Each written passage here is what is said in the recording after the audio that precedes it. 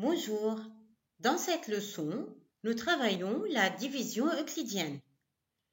Quelles sont les situations qui nécessitent une division euclidienne? Comment l'écrire en ligne et comment appeler ces différentes composantes?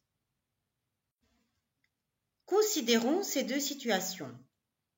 La première, 5 amis se rendent au restaurant et commandent une grande pizza à 17 €.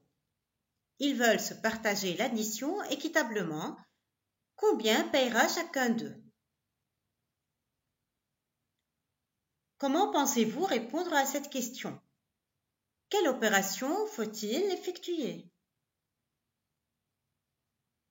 Bien, il faut diviser 17 par 5.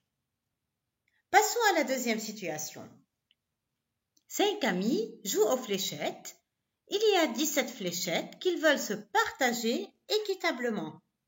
Combien de fléchettes obtient chacun d'eux? Comment pensez-vous trouver la réponse à cette question? Oui, en divisant 17 par 5 aussi. Dans les deux situations, nous divisons 17 par 5 pour répondre à la question posée. Mais allons-nous obtenir le même résultat? En divisant 17 par 5, nous obtenons 3,4. Quelle sera la réponse à la première question?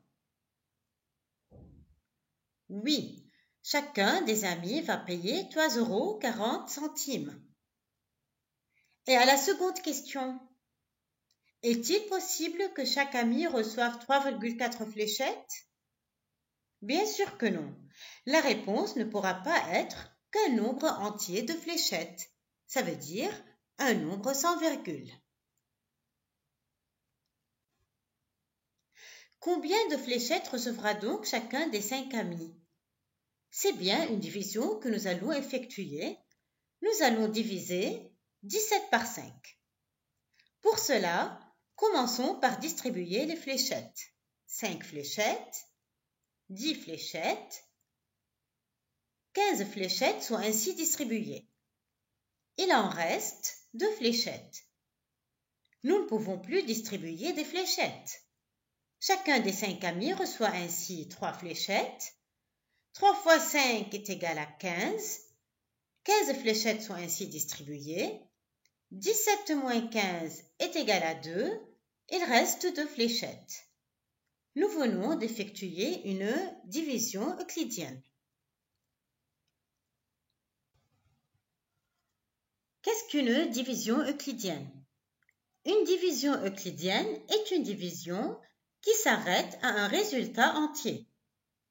Dans la division euclidienne de 17 par 5, nous obtenons comme résultat 3 et nous ne poursuivons pas le partage des deux unités qui restent. Comment écrire en ligne une division euclidienne? Ce n'est pas aussi simple que l'addition ou la multiplication. Nous ne pouvons pas écrire 17 divisé par 5 est égal à 3, puisqu'en divisant 17 par 5, nous n'obtenons pas 3, mais nous obtenons 3,4.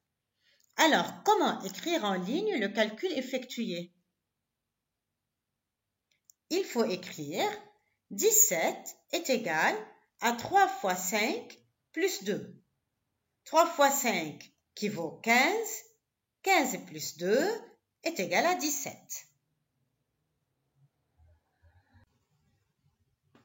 Comment appelle-t-on tous ces nombres? 17, 3, 5 et 2. Le nombre qu'on divise ou qu'on partage, ici le 17, s'appelle le dividende. On divise 17 par 5, donc 5 est le diviseur. Le résultat d'une division s'appelle le quotient. Ici, il s'agit du quotient entier puisque la division s'arrête à un résultat entier. Et enfin, 2 s'appelle le reste. C'est ce qui reste de 17 après en avoir distribué 15. Attention, le reste de la division euclidienne doit toujours être inférieur au diviseur.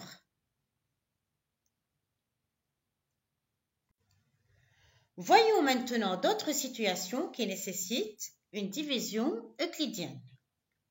Grand-père Joseph a ramassé aujourd'hui 27 œufs dans son poulailler.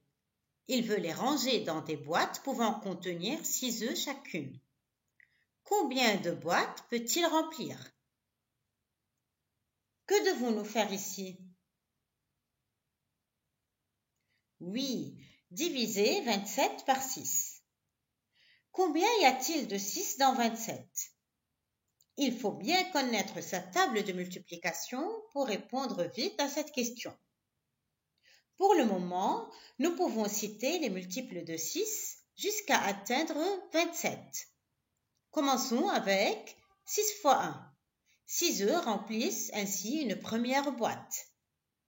6 fois 2, 12. 12 œufs remplissent déjà 2 boîtes. 6 fois 3, 18. 6 fois 4, 24. 4 boîtes sont déjà remplies avec 24 œufs. Il ne reste plus que 3 œufs. Ces 3 œufs ne suffisent pas pour remplir une 5e boîte. Il y a donc 4 fois le nombre 6 dans 27.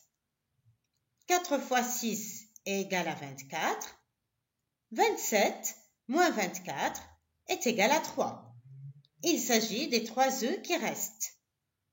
3 est donc le reste de la division euclidienne de 27 par 6.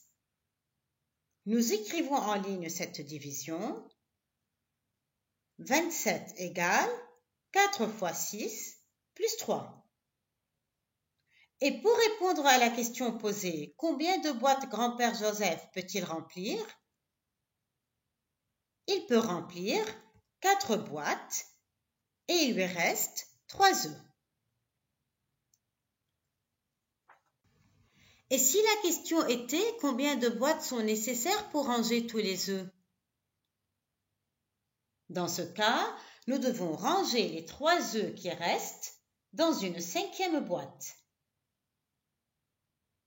La réponse sera donc 5 boîtes sont nécessaires pour ranger tous les œufs.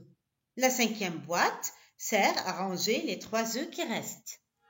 La réponse n'est donc pas le quotient entier de la division euclidienne, mais le quotient entier augmenté de 1. Il faut donc faire attention à la question qui est posée.